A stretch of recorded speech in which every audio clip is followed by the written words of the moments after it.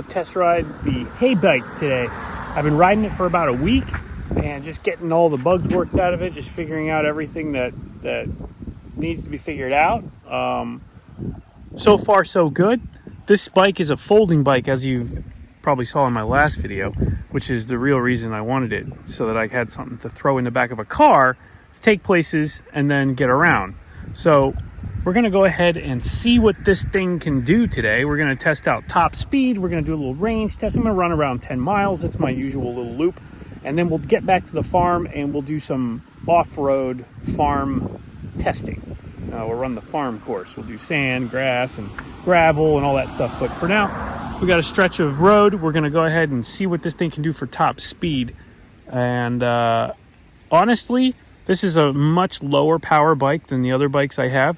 So I'm not expecting greatness, but it's definitely convenient to be able to take it places and fold it up. And that's the real point of this.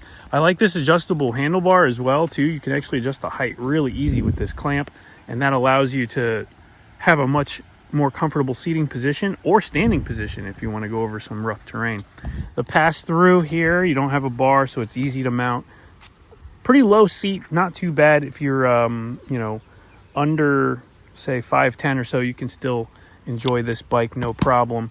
But for the big guys, you can actually run this seat pretty high, and it's really comfortable for a taller dude or dudette.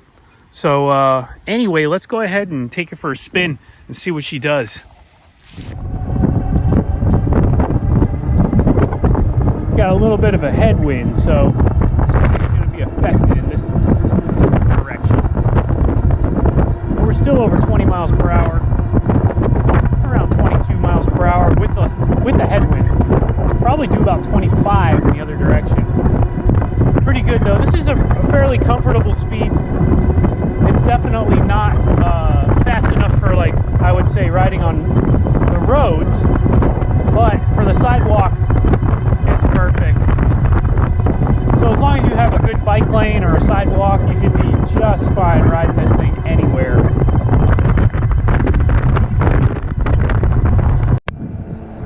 A little off-road here.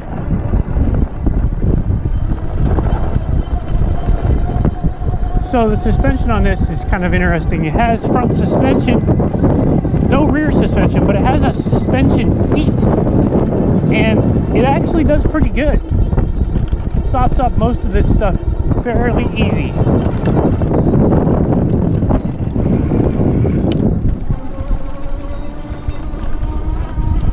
So off-road is no problem.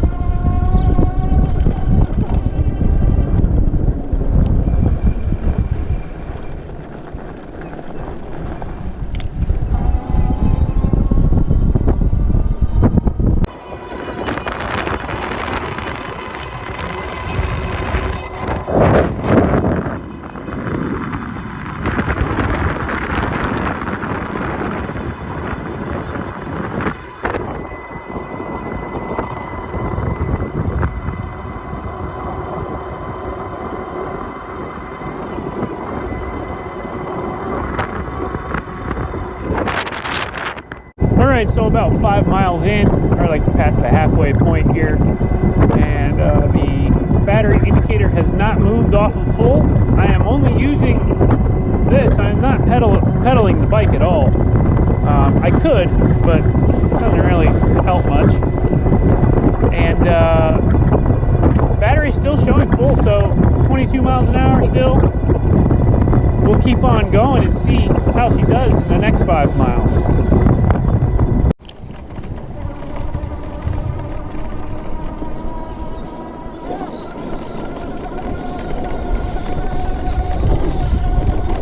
Pretty good off-road, standing up here just to see how it feels, but feels good.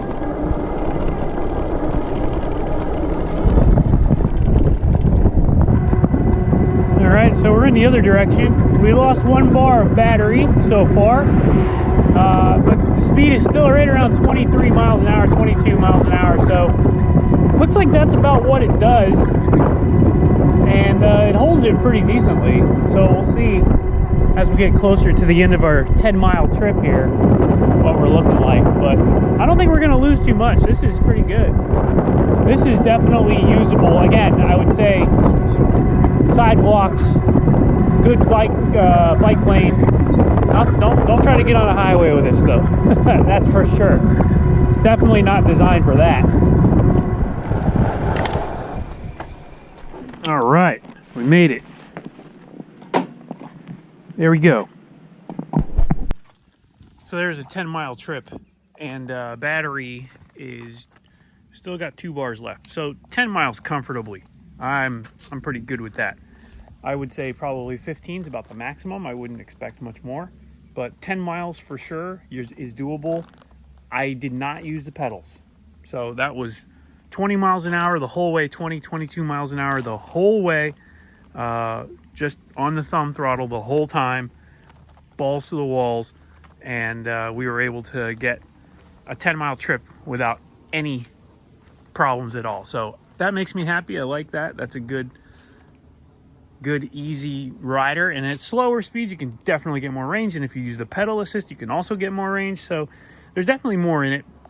If you're pedaling the whole time you'll probably get close to 20 miles, but 10 miles comfortably, I'm okay with that at 20 miles an hour.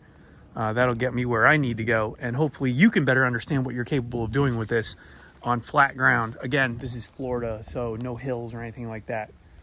I think this thing would probably have some trouble on hills. It probably will lose a good 5 miles an hour. So if you can maintain 10 to 12 miles an hour uphill, then I'd be pretty impressed. But I definitely wouldn't consider this for a long distance commute. 10 miles, no problem. So now we're back at the farm. We're going to go ahead and take it around a little bit and just see how it does on some alternate terrain. We're going to run some sand, some gravel, as you can see here, and just kind of see how it does in different terrain. And I'm not even going to charge the battery. I'm going to leave it where it's at just to see how it does with this level of battery power on it. So let's go ahead now and take it out there and see how it does. First test, soft sand. This is kind of like a beach. We'll see how it gets out of the sand. And I'll fully accelerate, turn around, and come back and hit the brakes right here. Let's see how she does.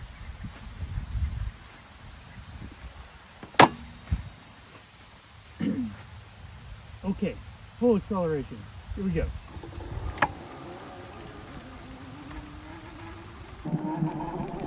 Okay, so takes a little bit of moving. It's not fast by any means. 10 miles an hour on the soft sand, 11 miles an hour. And we'll turn around here. This is as soft as it gets. Like I said, this would be like the beach. Really soft sand. You can see my track there. So about 10 or 11 miles an hour.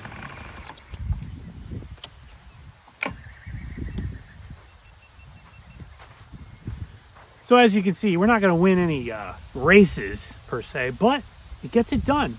So that's a pass. We're actually able to accelerate and keep moving on some really soft stuff. Now we're going to go ahead and cruise around a farm in the grass and see how she does there.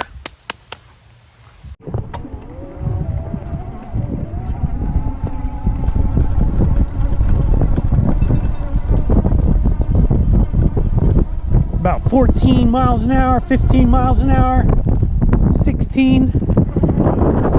I'm gonna hit this little jump over here, see what we can get. It ain't much, but should be able to hit it. Okay, front wheel off the ground.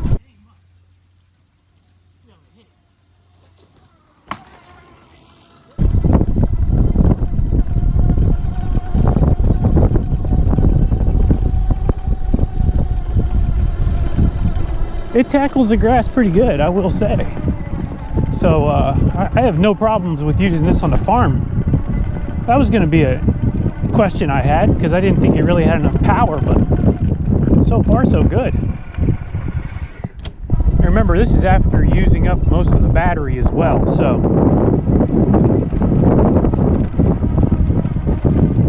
here's a little deep spot, kind of a hill on it. No problem there. All right, go over these big bumps onto the gravel. This is pretty soft gravel, and no problem.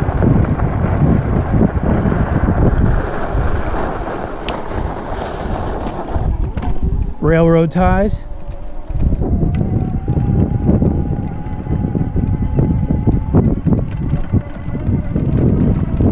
Yeah, this works. So there you have it. HEYBIKE Ranger.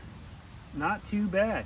I would say that this definitely, because of the foldability and the compact package that you have here, this is a huge advantage for traveling, campers, hunters, people that are going to be taking a trip before they actually get to where they're going to go to use this.